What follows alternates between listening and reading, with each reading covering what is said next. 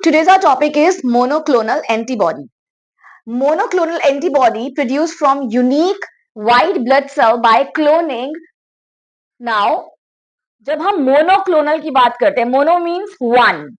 So there is a single type of antibody against an antigen.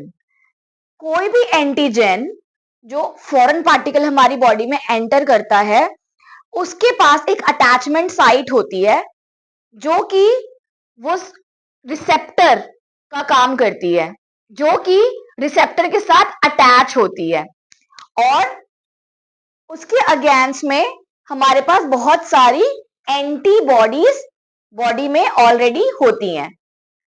तो जो part antigen का attachment के लिए यूज होता है उसको हम एपिटोप कहते हैं और जो पार्ट एंटीबॉडी का एंटीजन के साथ अटैच होता है उसको हम पैराटॉप कहते हैं।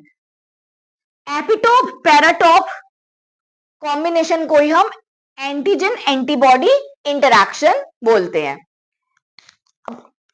क्योंकि ये मोनोक्लोनल एंटीबॉडी है तो ये एक मोनोवैलेंट एफिनिटी को शो करती है अगेंस्ट यूनिक एपिटोप। कोई भी एक यूनिक एपिटोप जो कि एंटीजन के पास प्रेजेंट है। अब एंटीजन के पास बहुत सारे एपिटोप्स प्रेजेंट होते हैं but we have to find a unique epitope जिसके अगेंस्ट में हम एंटीबॉडी प्रोड्यूस कर सकें। इसका एग्जाम्पल है एवास्टिन जो कि एक इम्यूनोथेरेपी है अगेंस्ट कैंसर। इस केस में क्या होता है, ये हमारा एंडोथेलियल सेल का बाउंड्री है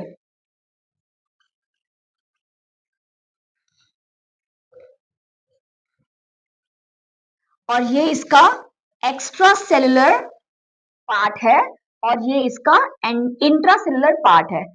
मैं क्लियरली लिख देती हूं यहां पर, this is extracellular and this is intracellular. Now this is the entry point, ये एंट्री पॉइंट है from outside to inside, right. इस केस में ये हमारी मोनोक्लोनल एंटीबॉडी है, मोनोक्लोनल एंटीबॉडी है जिसका नाम है एवास्टिन।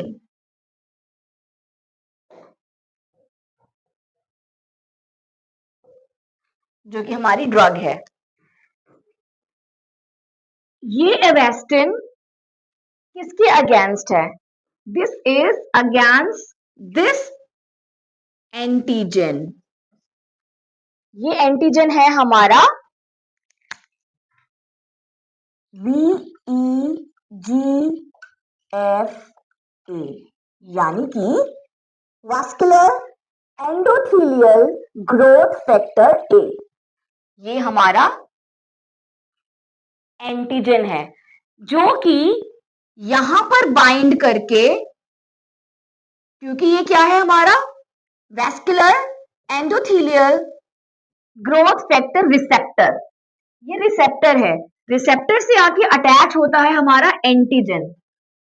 ताकि हमारा एंटीजन इस रिसेप्टर से अटैच ना हो इसलिए ये मोनोक्लोनल एंटीबॉडी पहले ही इस रिसेप्टर को अपने पैराटॉप पर अटैच करके एंटीजन एंटीबॉडी कॉम्बिनेशन बनाती है और क्योंकि इसकी एंट्री नहीं हो पाती इसलिए ये कैंसर को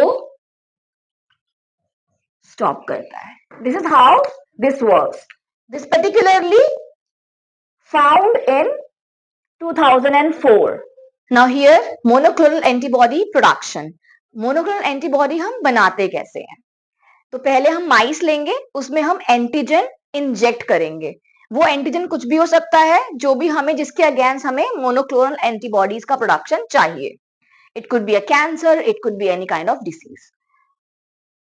जैसे ही हमने माइस के अंदर इंजेक्ट किया एंटीजन, उसके अगेंस्ट हमें क्या मिलेंगे, डी सेल्स जो कि इम्यून सेल्स है। बिकॉज माइस के पास भी अपना एक इम्यून सिस्टम है तो इसलिए उसका इम्यून सिस्टम भी वो प्रोड्यूस करेगा और हम वहां से स्प्लीन निकालकर उसमें से बी सेल्स निकाल लेंगे। जैसे ही हमने उसमें से बी सेल्स निकाल लिए, उसमें हम फ्यूज करेंगे बी सेल्स के साथ में माइलोमा सेल्स। माइलोमा सेल्स क्या होते हैं?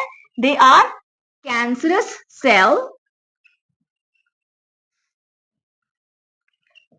अब हमें कैंसरस सेल्स क्यों चाहिए?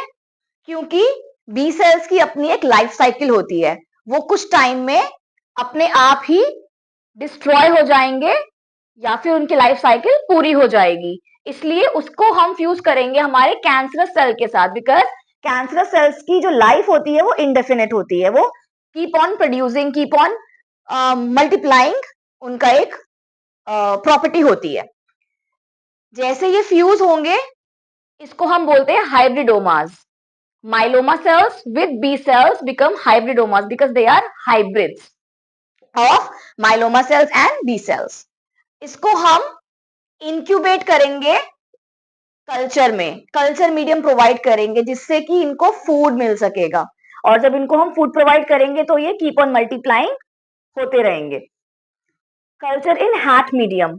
Hat medium is very specific medium for mammalian cell culture, क्योंकि हम यहाँ पर एक मैमल के सेल्स को यूज कर रहे हैं, इसलिए उसके सेल्स को मल्टीप्लाई करने के लिए या फिर जिंदा रखने के लिए हमें हैट मीडियम की नीड है, इसलिए हम इसको हैट मीडियम में ही कल्चर करेंगे और ऐसे हमारी मोनोक्लोनल एंटीबॉडी प्रोड्यूस हो जाएगी जो भी हमारा एंटीजन है उसके against. This is how production of monoclonal antibody takes place. Thank you.